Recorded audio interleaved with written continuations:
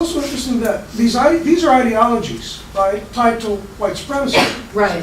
So they're always full of contradictions. So that in the same breath, somebody will say, Mexicans are lazy, but they're taking all our jobs. If they're lazy, how can they be taking all our jobs? You can find those contradictions in every single one of these assertions. Right. Yeah, but these are like, these are assertions, but they're also cultural norms that we've all been socialized into. Did you want to say? Yeah, I'm sorry for being late. You might have covered this already, but I wanted to know if we're looking at this from the perspective of just people of color and white people, and not looking at the ways in which microaggressions play out between our groups. Because people of color is not, it's inclusive in the wording, but not in the way it plays out. No. Well, people of color only has meaning as a political project identity. It's not really an identity other than in that regard. Well, the way that I understood the use of the term people of color rather than minority was that the reason people of color are different, the reason that they are not, assumed to be part of the whole is because of their ethnic identity. So people of color is a more precise way to talk about the difference of this group versus that group. It's also more inclusive of indigenous peoples who don't have the same political relationship that a minority group has with the federal and state governments as well. Yeah, that's true. And it does assume that all white people can be drawn within a big circle, and that's not true as well. So I think we're going for precision. When I have adopted the term and actually asked people to not use the term minority in official academic environments, that's my one little way of trying to be a little bit more precise. But that's an excellent point about the within group, and I did talk a second ago about all of these isms. We were definitely raised in these as well. And for me, a particularly big one is heterosexism. I have to really be careful not to always assume heterosexism. Oh, I was just going to say, for the sake of precision, the one awkward area I keep bumping into is for indigenous people, especially when you're talking about homelands and colonization, because a lot of the factors that you've mentioned get layered and layered and layered, being made to feel like a stranger in your own land of several hundred generations is a real common experience in areas like this where there's a strong tribal center. We did a film some years ago with Flathead elders, and every single elder mentioned that the core of hurt in their lives is being made to feel like a stranger on their own lands. And I think that's the danger when you start to use, even for political necessity, when you start to use descriptors like person of color, is that quickly moves over a really important complexity. Of the localization of people's experience, or the local element of people's experience? Well, I think part of where, and God, I'm not smart. Well, I think it's an insider-outsider thing in part, but I think, like, the environmental justice movement is made up of Indigenous Environmental Network, the Asian American, the African American, Southwest Network, which is multiracial. These various networks assert their own ethnic identities, whether native or immigrant, but they also, in coalition work, use people of color to demonstrate that across these diverse ethno-national religious groupings, that there is unity across that diversity. So, and that's what when I earlier said that the only real meaning that it has for me, people of color, is that as a distinct political project identity. In the sense of Castell's use of project identities, you have legitimizing identities, which are the dominant ones that perpetuate these microaggressions. You have resistance identities, which are people, indigenous people and other communities of color.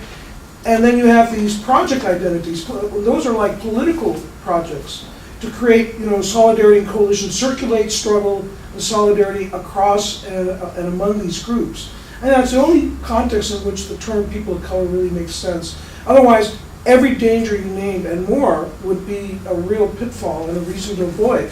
And even like Latino is another one of those similar political project identities. I mean, Latino has really no meaning. Right. Mexican has meaning, Guatemalan has meaning. Right. And then within Mexican, you still have to distinguish, well, is it Zapotec Mexican or Mestizo Mexican or what? Right. And so I think precision is very important within groups, and especially in networking, it's very important too to know who's who. But in coalitional kind of broad-based social movement context, people of color becomes a very powerful and positive concept as well. Well, don't you got to understand, it's the system that we've got, whether it be the political system, the education system, the social system, they're all based on ideas. And these ideas that they push down our throats. I mean, education isn't all, I really hepped up on my professor. I go to Western. Vikings, we eat dogs and all that, Anyway, they kept beating, critical thinking, you gotta have critical thinking. And yet when you get critical and you contest or contract or contradicts, bam, you feel the full weight of that system trying to beat you down, so you just spit out what they're trying to make you say. Yeah. So you can, we're raised in this system as children. Us versus them. Categorize. Us versus them. Oh, us, not them. Kind of thing. I mean, it's beat into us right at the beginning. And that's the easiest way to keep what colors are. There's a huge range of colors.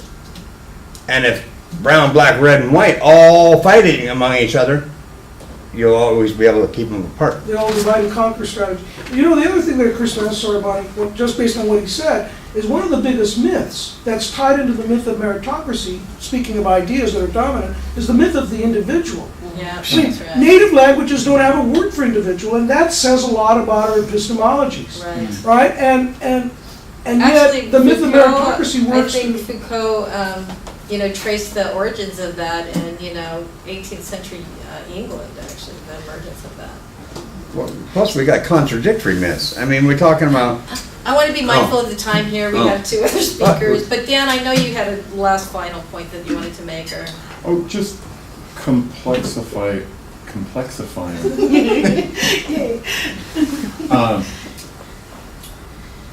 Whiteness and racist attitudes as a concept, I think, can hide colonial occupation and either conscious or probably unconscious intent. So when I look at an institution like UW, in which there are just a few centers of change, and we had talked about this a few weeks ago, you can list 100 departments and programs in here where there has never been a Native faculty and never been a Native student for 1 or 2 years and then wash out. That goes beyond racism. There is a basis of colonization, occupation, and exclusion going on that's really important if this institution is ever going to change. That needs to be challenged more directly, I think. that's true. So that was just, when I see some of those points. I agree with you. I don't know if anyone else has a follow-up to that. But I want to be very mindful of the time, and I love the fact that we're going in between individual microaggressions and how it impacts us on a very individual level, and the overall, structural arrangements that actually promote this type of microaggression, and that socialize us into believing these myths that we're seeing here. And there's, this piece of paper that I handed out actually has wonderful examples of how these play out.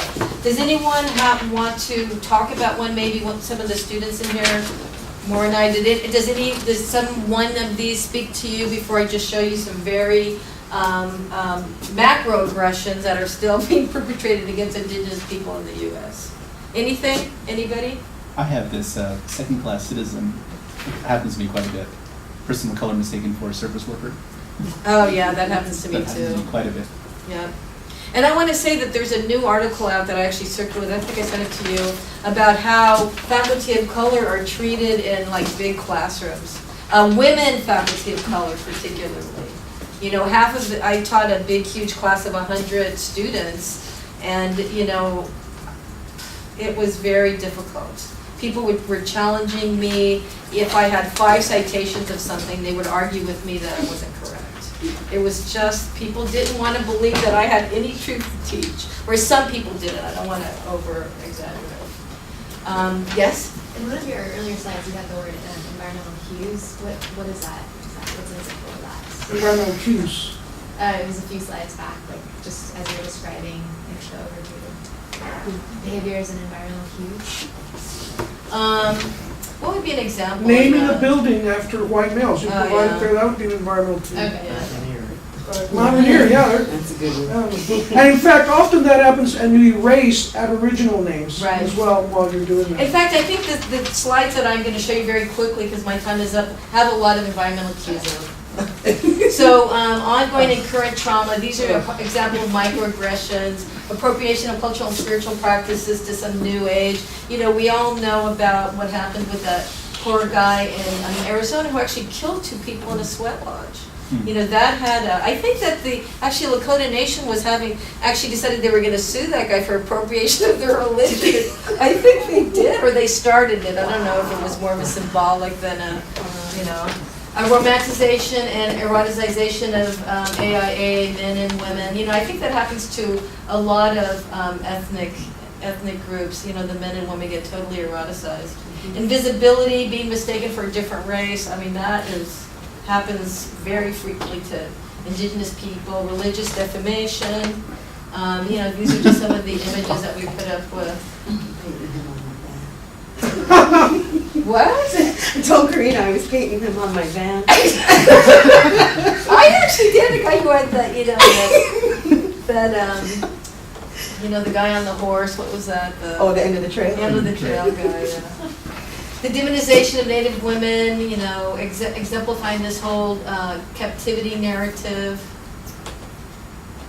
These are just some examples. Stereotypes. This is a picture of a video game where named Custer's Revenge, and I guess the Indian woman's name is Revenge, and the goal is to rape her, I guess, in the video game. This is 04.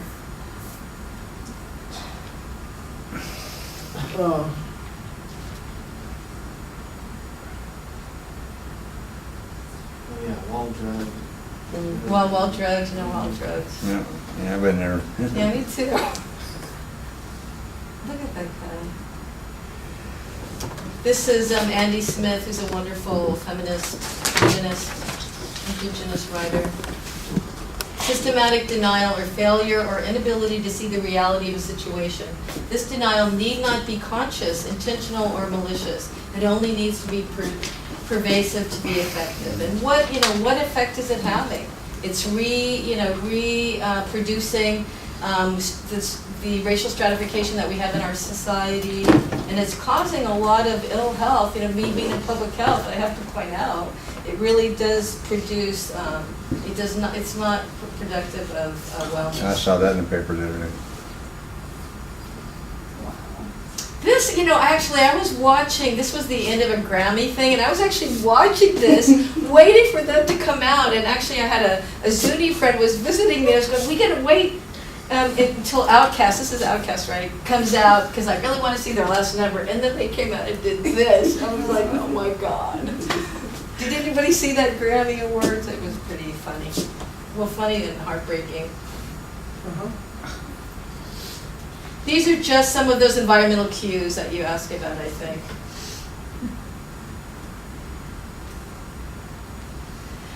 The extent to which Native people are not seen as real people